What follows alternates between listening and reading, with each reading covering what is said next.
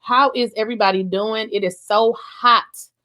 I need to get into this video, honey, because the chips are falling and things are coming out, okay? So let's get into this video because there is an exclusive video that has been released of this freak off worker, and he is singing like a...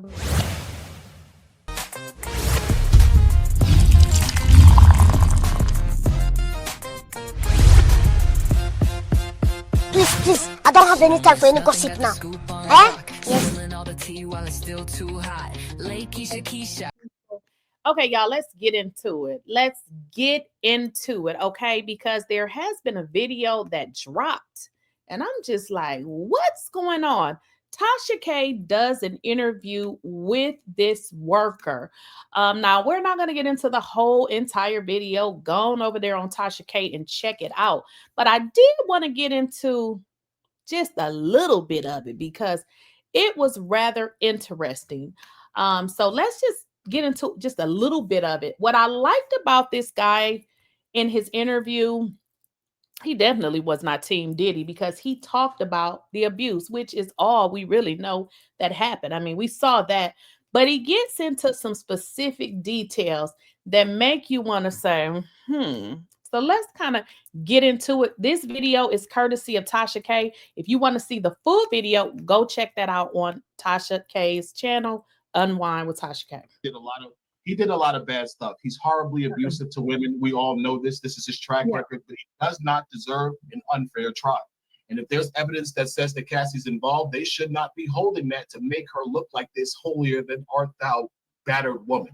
He was abusive. He was abusive, but he wasn't abusive because she didn't want to have sex. That's the exact opposite.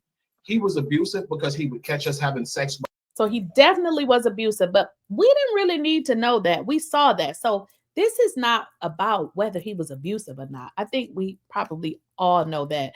I think what was trying to be displayed is the abuse was because she didn't want to do specific stuff. But that's not what this guy is saying. And keep in mind, he said he was a freak off worker for 8-10 years. Don't quote me on it, but go check out the full video. Behind his back. She would emasculate him about his penis size because he's not that big. She would always get smart with him. And Diddy, from what I saw, Diddy is although he's incredibly successful, he's incredibly insecure. His ego is on everything. He would compete with me to try to sleep with Cassie better than me while he was paying me to do it, which was insane.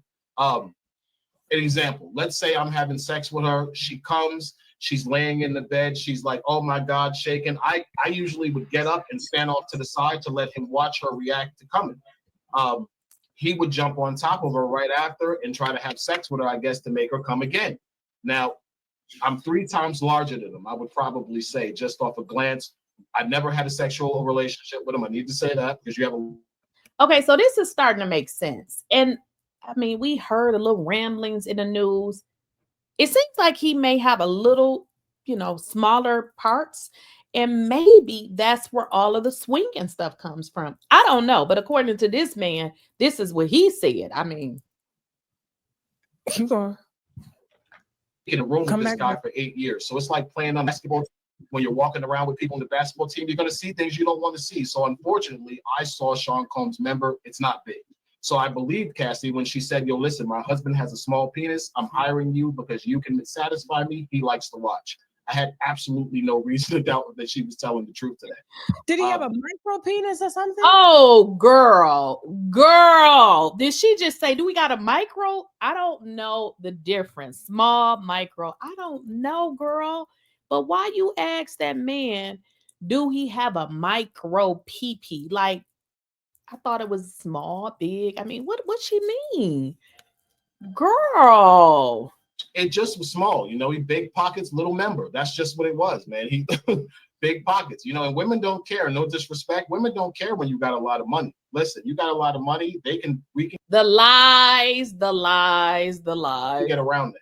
He got enough money. She was a young, horny girl. She liked to have sex. And this was the arrangement. He took her around. They would have these freak-offs because she was into the swinger lifestyle.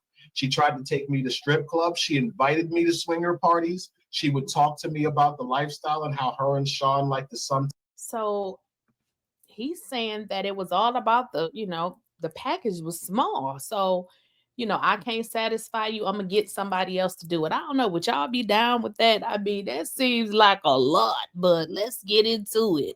Sometimes get together and get with other couples. So I was completely dumbfounded when I heard the fact that she was saying she was made to have these sexual relationships. And I'm like, Okay, now I didn't follow everything of this Diddy story because, as I told y'all, it was exhausting to me to even listen to.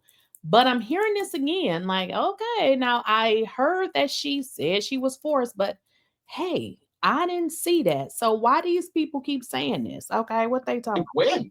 I saw you being forced. I never saw you being afraid. The only time I saw you afraid is when he would catch you nutting behind his back when you told me to do it. So what are you talking about, Nothing behind his back. So which means like good example. I remember a situation, he got a phone call. So the rules of these freak offs or swinger parties was if he's watching as a voyeur, we can't do anything sexually when he's not there. And that's a basic trust issue between men and women who are involved in a swinger relationship. If you allow someone in your bedroom, you're expecting that person to follow the rules.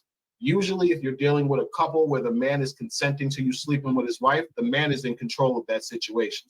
So what this guy is pretty much saying is they had an agreement. And the agreement was as long as he was present, but they were not supposed to be doing it behind his back. I guess as long as he watching, it ain't cheating, I guess. So if he doesn't want you to do it with your wife, you can't. That's just the swinger lifestyle. And anyone who knows about the swinger lifestyle knows I'm telling the truth. If you've gone out and got someone in your bedroom, let's say for your husband, even if the woman likes the guy, she still has to defer to her husband, because when that man leaves, you still got to live with your husband. It's common sense. So this is what Cassie would do. She would defer to Diddy just to make sure he was okay with the fact that she was giving me head, that she might want to keep having sex. And Cassie was insatiable. Diddy never made her have sex with. He never insinuated, yo, why don't you take some D? He never said that. She would go, she would tell him I'm ready. He would say, okay, you could start. He would watch, but he would be more of a protector. Now, here's the deal. Everybody gonna have their different experiences. Now, there was one that said that it was a fight. Who knows what that was all about? But this is my thing. Why wasn't this guy called to be a witness? He was not called to be a witness, which is crazy considering if a crime was committed, hey, talk to everybody. But now listening to him, and then if you go back and watch this interview, it seems like he wasn't called because his story would be a little bit different. And I know some people will say, okay, well, why didn't the prosecution, or I'm sorry, why didn't the defense call this guy? I don't know. I'm not a lawyer, but apparently they felt and knew that they were more than likely I don't know. Maybe they didn't call because they felt like they had done everything. But I believe he did say in this interview that the reason that they didn't call him was because he was initially going to be a state witness. But even being a state witness, you're really supposed to tell the truth. So I think he mentioned something about maybe they didn't know what he was going to say. I don't know. Y'all got to check out the interview. But let's watch about a couple more minutes of it.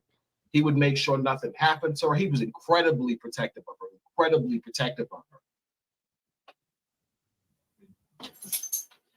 They didn't put you or Rico on the stand.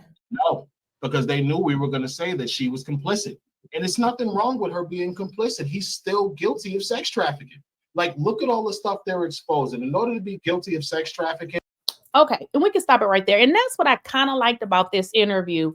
This guy was not like, a Diddy fan, or he wasn't like, feeling like he was, on Diddy's side. He's telling about his experience. He says, well, listen, he never forced her, but I still feel like he did that. And it seemed like that's what a bunch of y'all feel like as well. But listening to his perspective, saying, listen, I was there. I never saw that. He said he never saw it either. He also gives explicit details, which is very interesting because if you guys listen to the trial, there were stuff exposed with regards to Cassie saying that Diddy forced her to have sex when she was on her period. Now, this guy recounts a situation where he says that Cassie jumped on him. And I know people been in the comments saying he ugly and all of that and all of that. Listen, y'all got to understand, we don't know what this man looked like, back then. And in all honesty, I don't know what they judge these people on. I mean, I really can't tell you. So I don't know if his looks really matter. I don't know about, any of that. So I know y'all gonna be like, oh, he looked like this. I don't think that really matters. I mean, I don't think the purpose of these workers were to have a relationship with them other than they come and fulfill whatever the purpose is that they're there for. So I don't know what they need to look like, but I mean, I wouldn't be able to tell you that. But this is his perspective of what happened. And he said that he had actually talked to the government, but the government never called him.